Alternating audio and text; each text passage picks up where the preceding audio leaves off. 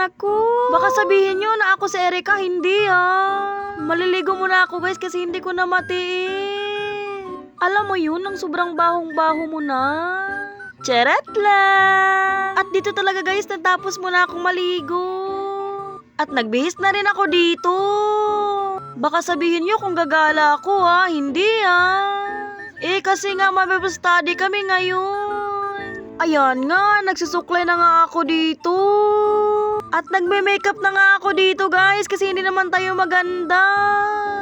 Grabe naman yung idol kong si Erica na vlogger. Gayang-gaya ko talaga yung boses niya.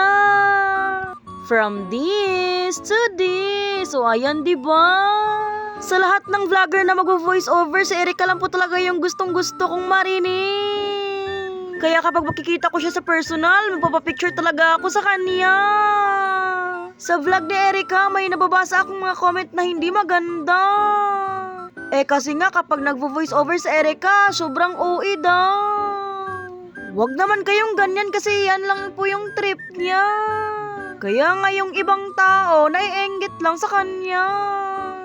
Basta ako, idol na idol ko talaga si Erica Pineda. At hanggang dito na lang po talaga yung video guys. Bye-bye!